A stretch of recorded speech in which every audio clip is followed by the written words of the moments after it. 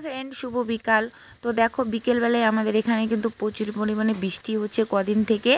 আর আকাশটা অনেকটাই মেঘলা মেঘলা ছিল, যার জন্য ভেবেইছিলাম যে বৃষ্টি হবে, কিন্তু তার মাঝখানেও দেখো দেখতে অনেকটাই সুন্দর লাগছে। হঠাৎ এই সময় বৃষ্টি, কি সুন্দর মিষ্টি লাগছে, আর দেখে মনে হচ্ছে বর্ষাকাল, কিন্তু তা তো নয়।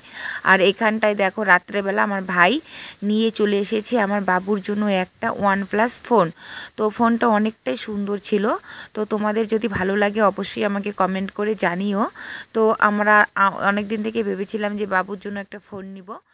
বাবু তো দেখে প্রচুর খুশি হবে, কিন্তু এখনও পর্যন্ত দেওয়া হয়নি বাবুকে। কিন্তু আমরা আগে দেখে নিলাম ফোনটা কেমন। সত্যি অনেকটাই ভালো ছিল। তোমরাও কমেন্ট করে জানিও বাবাকে ফোনটা যে দিব সেটা কেমন হলো। আর এই যে তারপরে আমার ঠাকুমা, বড়দি, আমি সবাই শুয়ে আছি। এরা সবাই এসে বাবুর ফোন দেখতে, কাকিমা, দাদু, অর্পিতা, মা সবাই আর কি আমার ঘরে বসে আছি। আর এই যে আমরা আছি শুয়ে, তো সবাই মিলে গল্প করছিলাম। আর বাবুর ফোনটা দেখে সবাই পছন্দ করেছে, তো বাবুর ওখানে দিয়ে পাঠাবো। বাবু তো থাকে দার্জিলিং, তো সেখানটায়। তো তারপরে এই যে দেখো পরদিন সকালবেলা কিন্তু রেডি হয়ে নিয়ে আমি, বড়দি আর কাকিমা চলে যাচ্ছি একটু মার্কেটে। তো কাকিমার একটু দরকার আছে সেই জন্য, তো সঙ্গে আমাকে নিয়ে যাচ্ছে, তার সঙ্গে আমিও একটুখানি মার্কেট করব। তো তারপরে কিন্তু বাসে করে চলে এসেছি। আর এখন দেখতেই পারছো আমরা ট্রান্সপোর্টে আছি। এটা হচ্ছে ফালাকাটা ট্রান্সপোর্ট। তো ফালাকাটাতে চলে এসেছি আমরা মার্কেট করতে। তো চলো দেখি আগে কোথায় যাই, তোমাদেরকে দেখাচ্ছি। সবার আগে তো 1 পা 2 পা করে সিঁড়ি বেয়ে বেয়ে উঠে যাচ্ছি আমি, কাকি, বড়দি। তো 3-4 তালার উপরে উঠে চলে আসছি একটা অফিস রুমে।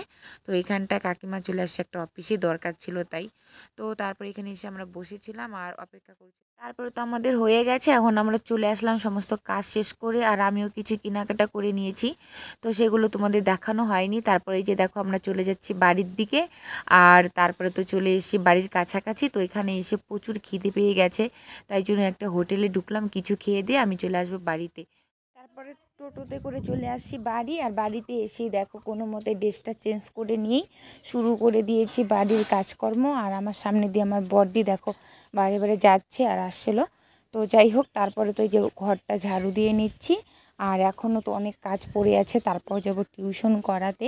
একটু তাড়াহুড়োর মধ্যেই করে নিচ্ছি সব কিছু, না হলে ভিডিওটা অনেকটাই বড় হয়ে যায়, তাই জন্য। আর বেশি বড় ভিডিও হলে সবারই দেখতে অসুবিধা হয়, তাই জন্য।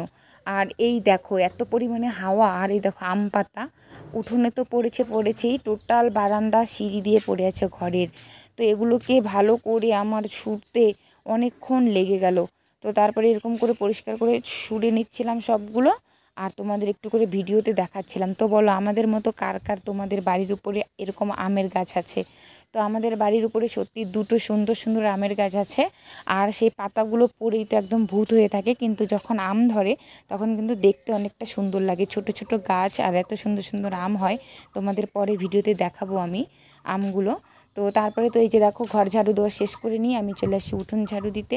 তো এখন আমি উঠোনটা ঝাড়ু দিয়ে নিচ্ছি। আর এদিক সেদিক চারদিক ঝাড়ু দিতে আমাদের যতক্ষণ সময় লাগে কি বলবো। মানে আমাদের উঠোন না যত বড়, তার থেকে বেশি বড়, চারদিকে 4টা গেট। এই সমস্ত কিছু করতে গেলে যেন মনে হয় আধ ঘন্টার নিচে কখনো উঠোন ঝাড়ু দেওয়া সম্ভব না, যতই তাড়াতাড়ি করে দিই না কেন। তো তারপরে তো এভাবে ঝাড়ু দিচ্ছি। আর উঠোনে মাঝখানে রাখা আছে ধান।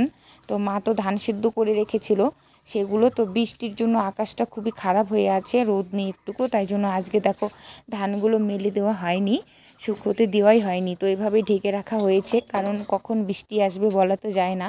তাই তো চারপাশে ঘুরিয়ে ঘুরিয়ে আমি ঝাড়ু দিয়ে নিচ্ছি।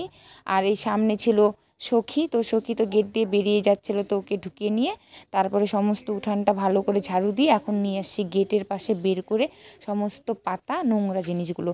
তো তারপরে এই পাতাগুলো নিয়ে যাচ্ছি, দেখো যাচ্ছেই না, ঝাড়ু দিয়ে ঠেলে ঠেলে নিতে হয়, এতগুলো পাতা জমা হয়েছে কি আর বলবো।